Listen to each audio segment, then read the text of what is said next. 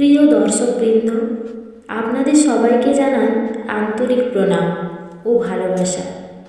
আজ আমরা আলোচনা করব হিন্দু ধর্মের এক অত্যন্ত পবিত্র ও আনন্দময় উৎসব দোল পূর্ণিমা এবং গৌর পূর্ণিমা। কেন এই দিনটি এত গুরুত্বপূর্ণ? কেন রাধাকৃষ্ণের আবির খেলায় রাঙা হয় সমগ্র ভারত? আর কেন এই দিনে আবির্ভূত হয়েছিলেন ভগবান শ্রী চৈতন্য মহাপ্রভু? চলুন আজকের এই দীর্ঘ আধ্যাত্মিক যাত্রায় আমরা খুঁজে দেখি এর গভীর তাৎপর্য। দোল পূর্ণিমা হল ফাল্গুন মাসের পূর্ণিমা তিথিতে পালিত এক পবিত্র উৎসব। উত্তর ভারতে এটি হোলি নামে পরিচিত হলেও বাংলায় এটি বিশেষভাবে দোলযাত্রা নামেই উদযাপিত হয়। এই দিনে মূলত পূজা করা হয় রাধা ও শ্রী। পুরাণ মতে বৃন্দাবনে বসন্তকালে শ্রীকৃষ্ণ গোপীদের সঙ্গে রঙের খেলায় মেতে উঠতেন। রাধার সঙ্গে তার প্রেমলীলা ছিল অপার্থিব, নির্মল ও আধ্যাত্মিক। আবির বা গুলাল এখানে কেবল রং নয়, এটি প্রেম, ভক্তি ও আত্মসমর্পণের প্রতীক।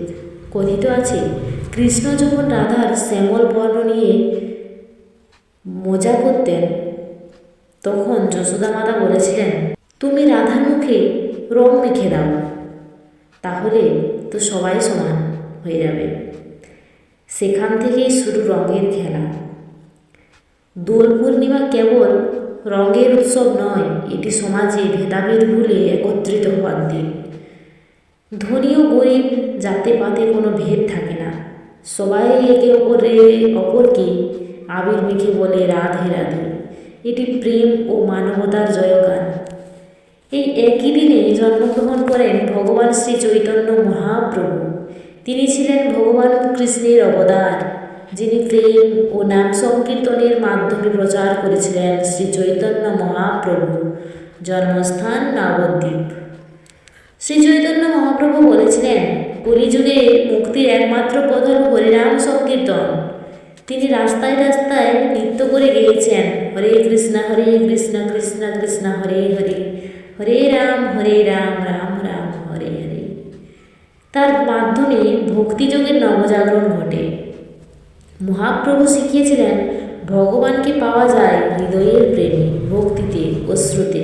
তিনি বলতেন, তৃষ্ণা নয়, প্রেম চাই। রাধাকৃষ্ণের মূর্তি দোলনায় বসানো হয়, আবির অর্পণ করা হয়, কীর্তন ও হরিনাম সংকীর্তন করা হয়, প্রসাদ বিতরণও করা হয় এই দিনে। অনেক মন্দিরে, বিশেষ করে ইস্কন মন্দিরে এই দিনটি অত্যন্ত জাঁকজমকভাবে পালিত হয়।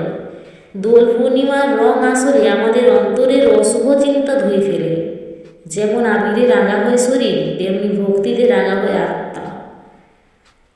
রাধাকৃষ্ণের প্রেমলীলা আমাদের শেখায়, ভালোবাসা মানে অধিকার নয়, আত্মসমর্পণ। চৈতন্য মহাপ্রভু শেখান, নামেই শরণেই মুক্তি। অর্থাৎ হরে কৃষ্ণ কৃষ্ণ কৃষ্ণ হরে হরে, হরে রাম রাম রাম হরে হরে। এই মহামন্ত্রেই আছে মুক্তি। এই নাম যেই জন জপ করে তার মুক্তি অবশ্যই হবে।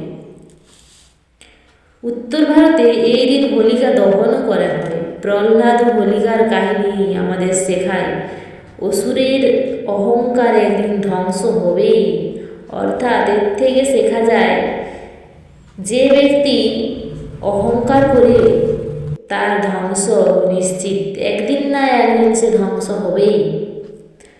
কথায় আছে, অহংকারই পতনের মূল কারণ। অর্থাৎ যে অহংকার করে, যখন থেকেই আপনার মনে অহংকার জন্ম নেবে, তখন থেকেই তোমার পতনের মূল কারণ, মানে পতন সৃষ্টি হলো, এটা ভেবে নেবে। আজকের দিনে অনেকে এই উৎসবটিকে রঙের খেলায় সীমাবদ্ধ রাখেন, কিন্তু প্রকৃত অর্থে এটি আত্মশুদ্ধির দিন। এই দিনে আমরা যদি কারোর প্রতি রাগ ভুলে যাই, কাউকে ক্ষমা করি আর ঈশ্বরের নাম গান করতে পারি, তাহলে দোল পূর্ণিমা সত্যিকারের সার্থক পাবে। প্রিয় দর্শক, দোল পূর্ণিমা শুধু উৎসব নয়, এটি প্রেমের বিপ্লব। গৌর পূর্ণিমা শুধু জন্মতিথি নয়, এটি ভক্তির পুনর্জাগরণ। আজকের দিনে আমরা প্রতিজ্ঞা করি আমাদের জীবনকে যদি রঙিন করব ভক্তির রঙে, ভরিয়ে তুলব প্রেম আবিরে। অর্থাৎ তোমরা সবাই গৌর পূর্ণিমা পালন করো, দোল পূর্ণিমা পালন করো।